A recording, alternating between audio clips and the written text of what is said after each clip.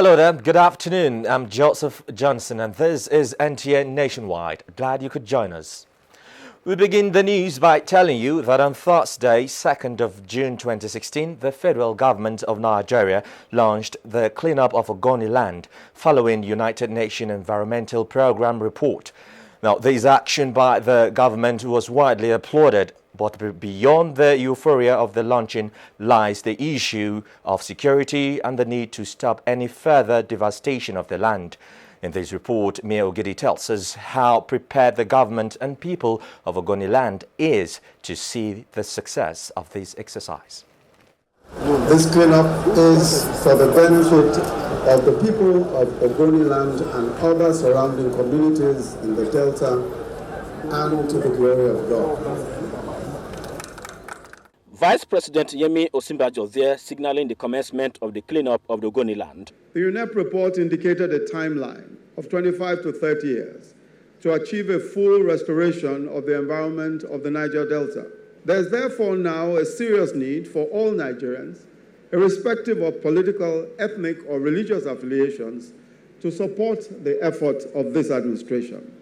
We thank the federal government for doing it, especially for the fact that the whole exercise will spread to the entire Niger Delta.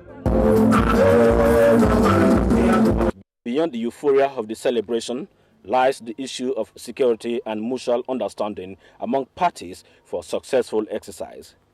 $1 billion is earmarked for the first instance to address environmental restoration and social amenities.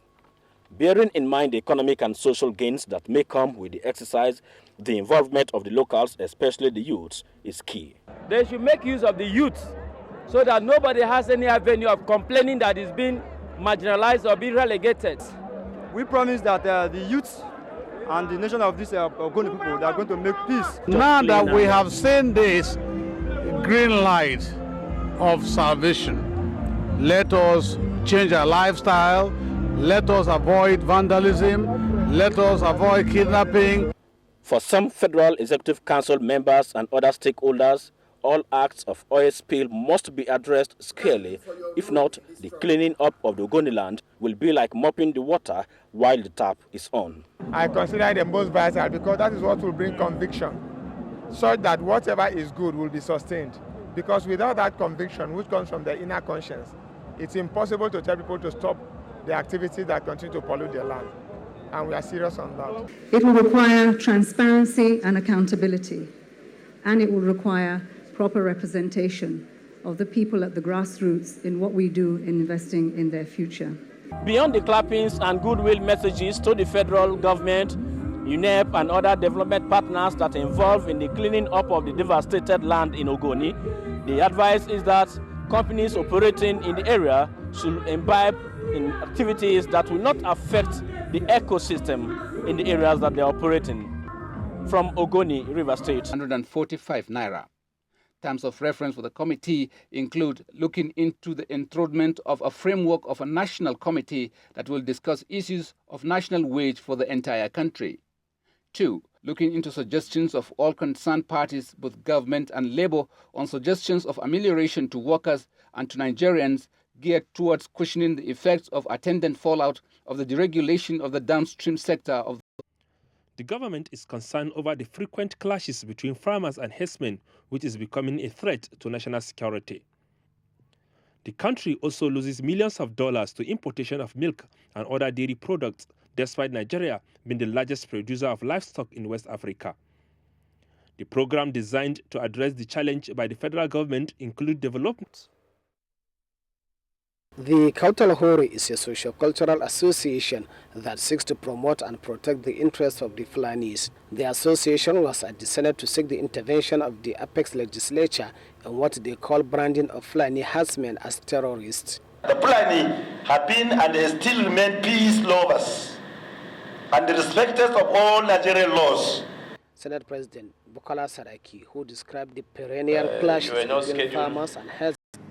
So we have introduced this particular bill for consideration of the House to make it an offense to stigmatize and to harass. In another development, the Manufacturers Association of Nigeria (MAN), led by its president Frank Udemba, asked for the intervention of the House for the quick review of the suspended Committee on Oil Prospecting Licenses and Oil Mining Leases has held. National Assembly correspondent Dennis Adegunloye reports that the Ministry of Petroleum Resources and other key players in the sector were present. Standing in for the Minister of State Petroleum Resources, the Permanent Secretary Jamila Shuwara explains the ministry's position on applications of oil prospecting licenses and oil mining leases. A person sends it to the minister. The returning officer for the by-election, Dr. Wilfred Ojitalemo of the Federal University in Lafia, says the rerun in the 57 polling units in the 2 local government area was each free. Mohammed Jafaru Ibrahim of APC, having satisfied the requirement of the law and scored the highest number of votes, is hereby declared the winner. They are standing trial for alleged conversion and stealing of several billions of naira, property of the Nigerian Maritime Administration and Safety Agency (NIMASA) between September 2014 and May 2015. 11 count charges were preferred on them, bordering on stealing and conversion of the said money, with the 4 accused pleaded not guilty. The prosecution counsel, Rotimi Oyedipo, told the court that the prosecution was ready to commence trial as the witnesses were prepared to present their evidences.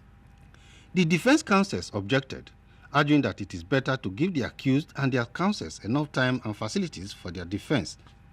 All the defense counsels then presented their bail applications, seeking the magnanimity of the court to grant their clients bail on liberal terms, which the prosecution did not object to. Justice Saliu Seidu then granted the first accused, Patrick Akpobolukemi, bail on the previous condition which the court had earlier granted him, while the rest were granted bail of 100 million naira each with 2 sureties. Full tuitions, it is what we have been clamoring for. The comptroller said their major challenge now is inadequate teachers to tutor their primary and secondary school students. So far, the National Open University has 75 students in their prison centers across the country. 59 of them are inmates of the maximum security prison. In Lagos, Jane Ojukwu, NT News. Well, that does it from Lagos. It's back to you, Joseph, for more on Nationwide. Good afternoon. That's our strong determination and commitment to the people of Nigeria and the entire international community of humanity will do everything that will ensure that by the grace of the divine God, have this matter resolved.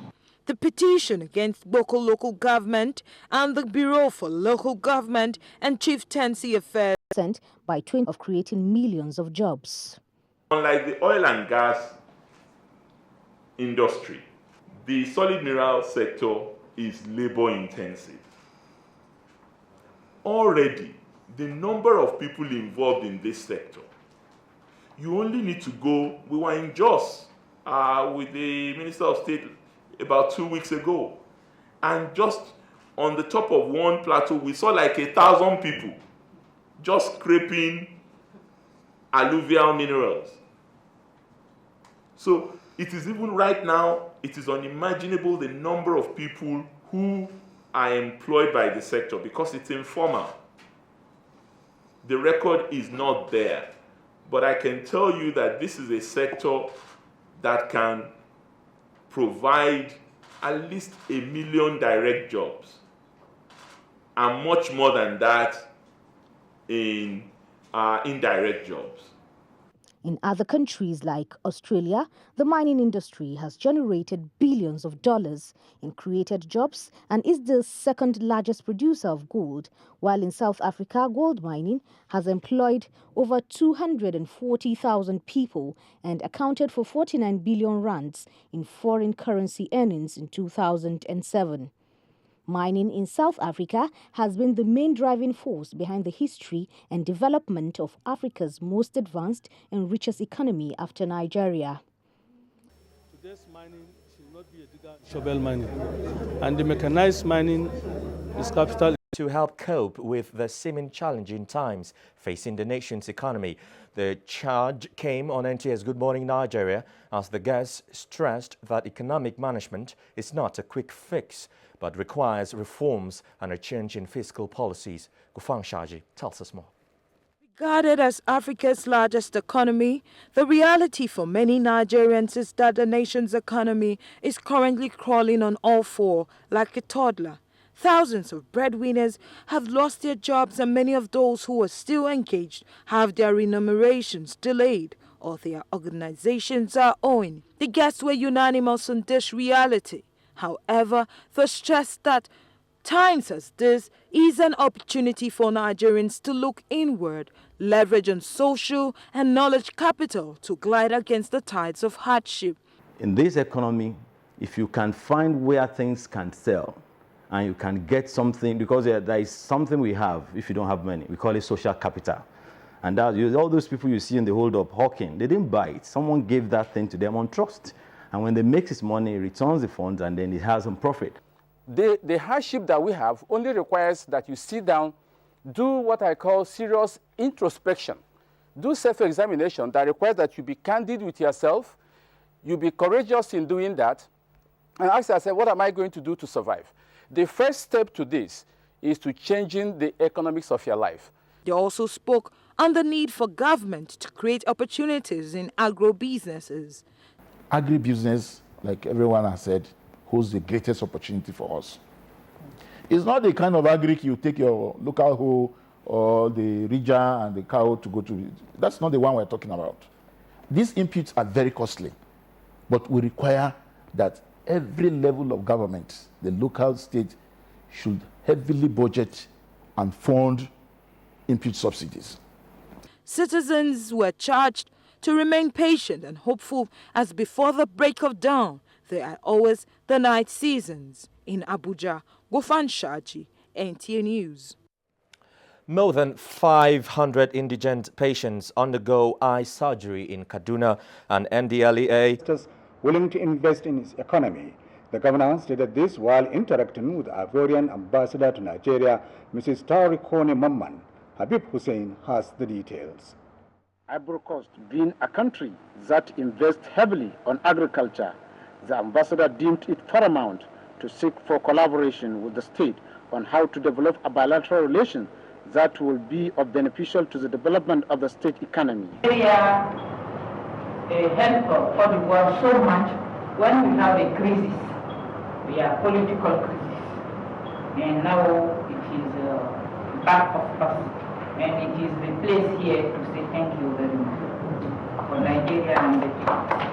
Governor Muhammad Badr Abubakar, who appreciated her visit to Jigawa State, said efforts need to be intensified to develop the African economy. The world is now looking into Africa.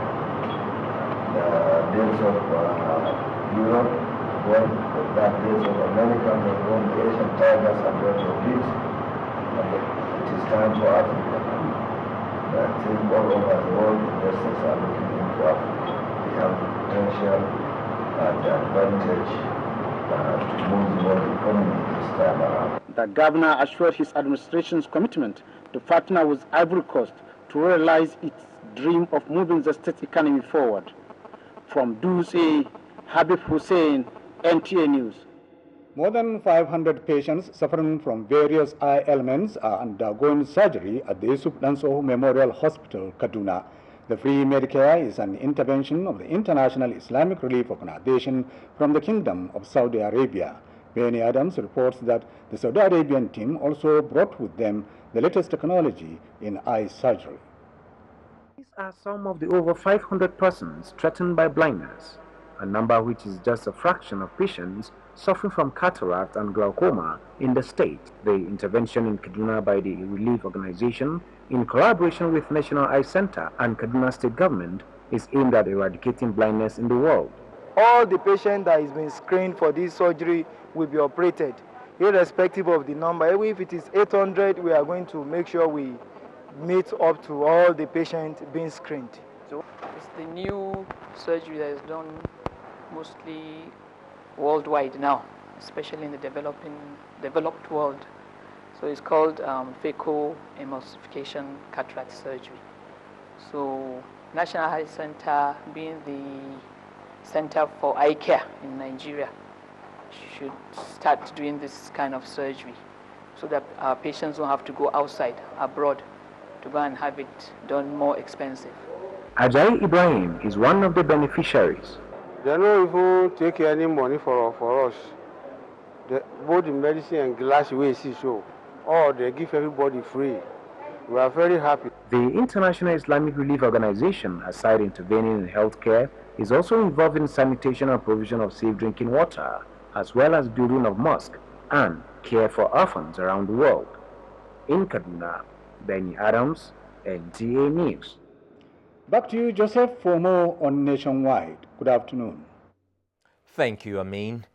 The Federal Ministry of Science and Technology has encouraged all civil servants in the country to embark on skill acquisition programs, entrepreneurship aimed at empowering them to be self-sufficient after retirement. The ministry and other agencies are in the forefront with this initiative, with the training of over 400 civil servants in different vocations, while some were given take-off grants. Justin Bemuyi reports. The training is tagged Feed Yourself Program. So far, over 3 batches of civil servants from the ministry and other agencies under it have benefited from the hands-on practical training from Smeden on various skills including baking and confectionaries, fisheries and agriculture, computer repairs and paint making. The initiative, the ministry says, has become necessary to prepare civil servants to become employers of labor when they retire. We initiated what we call the skill acquisition program. And the skill acquisition program, before we commenced it, we had a robust discussion with Smeden. We do not believe that we should wait for government to do everything, because government anywhere in the world will not be able to do everything. So this is our own initiative, and it was meant to us ensuring that civil servants, when they retire, they will not have to come and wait under the bridge. These trainees, after being equipped with the relevant skills, were presented with certificates, and 4 out of them who had presented workable and approved business plans were given checks ranging from 500 to 1 million naira as grants to start up. Justin Bemunyi, NTA News. Now a bit on religious matters. It was a moment of thanksgiving and prayers to Allah as the Muslim faithful converged on the State House Mosque for special Jumat prayers, marking the first anniversary of the present administration. Now, President Muhammadu Buhari was among the worshippers. State House correspondent Adamu Sambo has that report.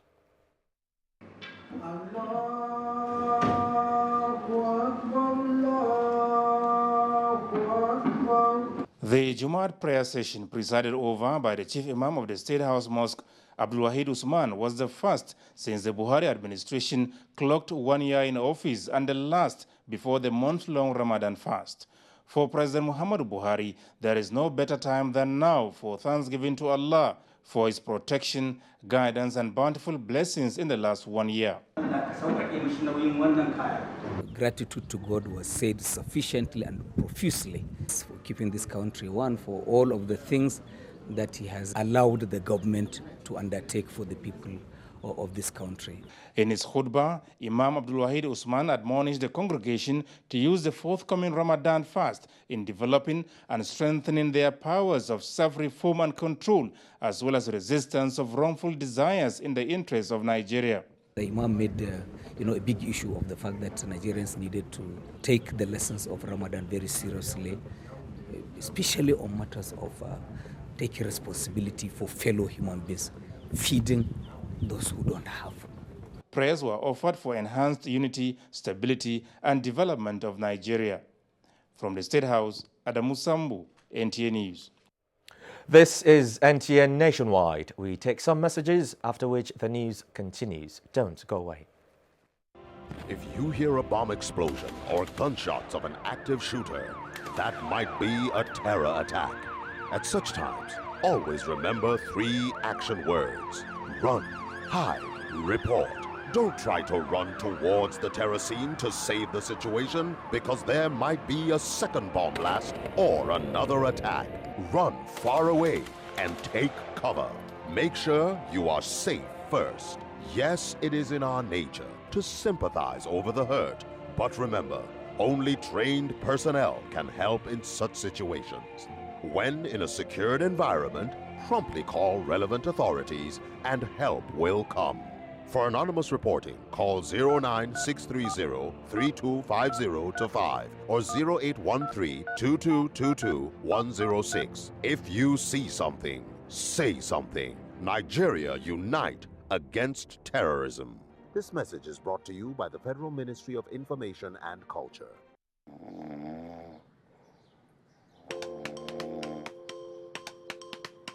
What?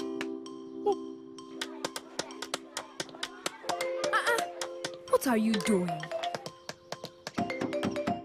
Stop! Stop! There you go. Yay, Indomie!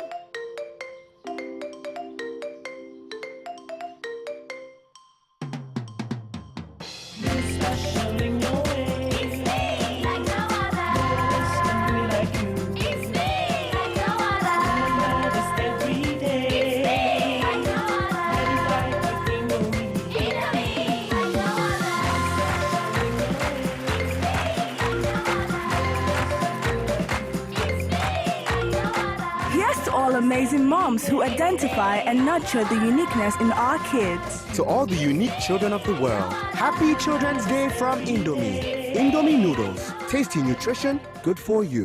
Hi, I'm Corey Develu.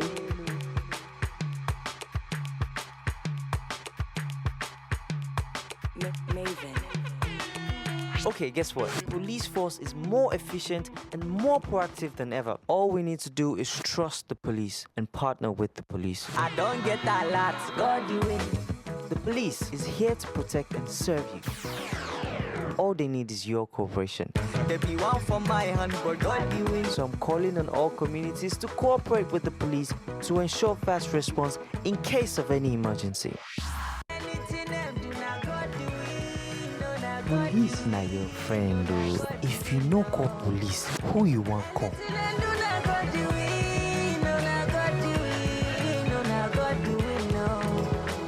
I don't change my name to God you win. This message is from the Nigeria Police Force.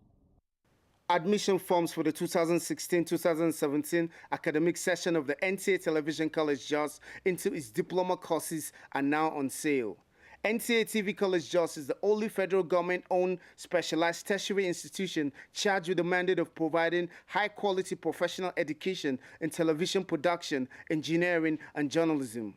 It runs diploma courses in TV production, TV journalism, and TV engineering. Applicants are required to have at least 5 credits in English language and mathematics at SSCE, NECO, or GCE O levels. Application forms can be obtained from the college at Rayfield Jos on payment of a non-refundable fee of 7,500 Naira in bank draft or at any NTA state capital station nationwide.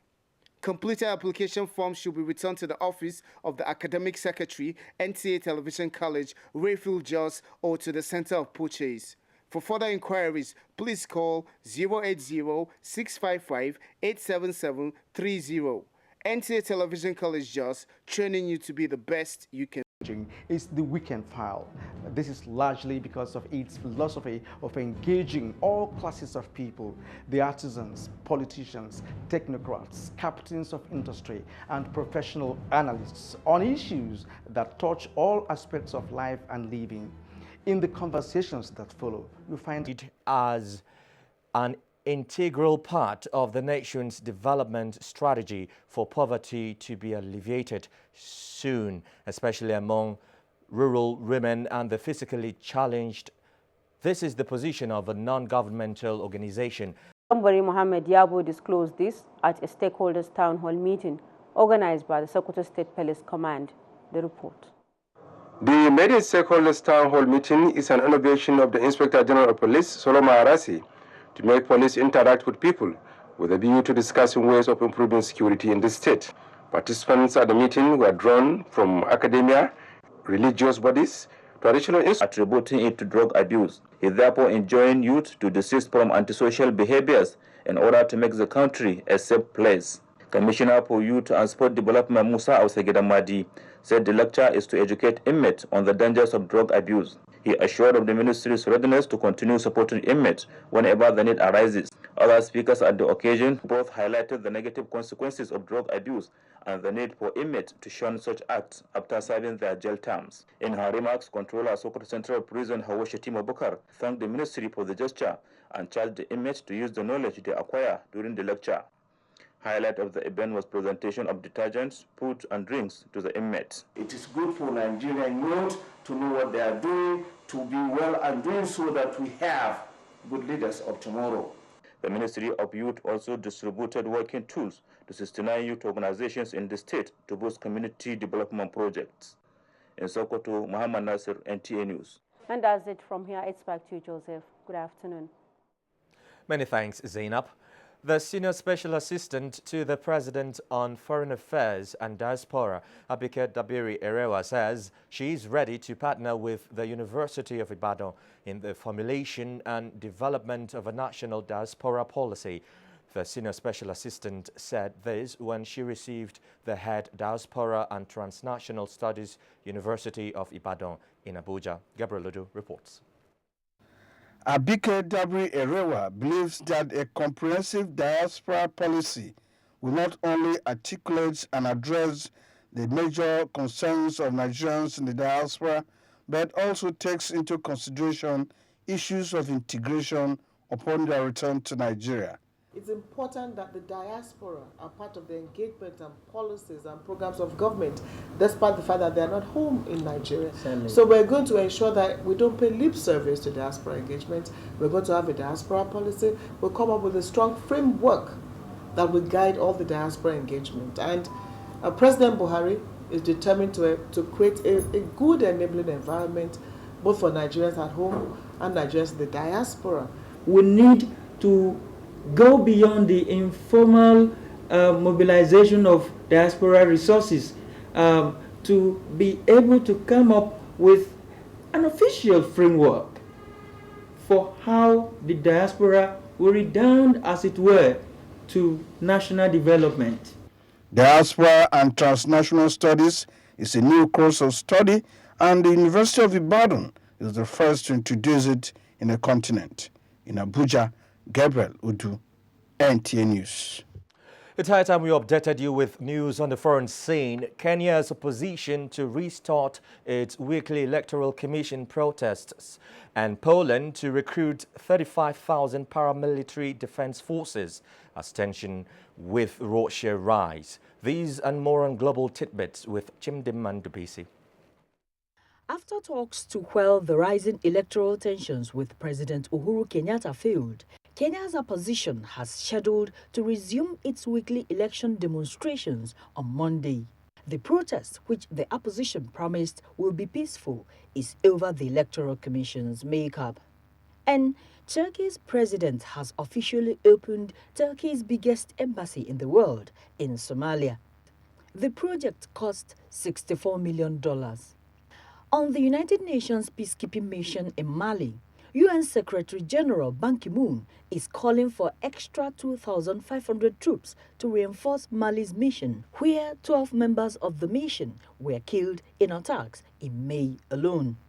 In another development, the death toll from a smuggling boat that capsized in the Mediterranean Sea off Libya's coast has hit 104. However, up to 340 people were so lucky to have been rescued from a similar mishap in the Mediterranean Sea, south of a Greek island. The migrant boat is suspected to be traveling from Africa. That's Global Tidbits. Chimdema Ndubisi, NTA News. And talking sports, NTA Start Times set to transmit live matches of the 2016 Copa America as Swiss authorities raid FIFA headquarters Friday. These and more on Sports Update with Ayodeji Makinde. The NTA Star Times is set to commence the live telecast of the 2016 Centennial Copa America Championship from 12 midnight Friday as part of its commitment to making the brand the #1 sports broadcast channel in Nigeria. The broadcast rights owners of the championship, which climaxes 27th June, say their subscribers will have the chance of being directly involved in the transmission through predict and win promos as efforts are underway to acquire more content on the platform for Nigerian viewers. As much as it costs us to bring this to the viewing pleasure of Nigerians, we make sure that we don't pass the cost to them. And that is how we're trying to differentiate the Star Times brand, with any other brand in the country. Dream Team 6 coach Samson Siasia is set to ring changes in the team as Nigeria take on their Denmark under-23 counterparts Saturday in their second match at the ongoing Four Nations Suwon Invitational Tournament in South Korea.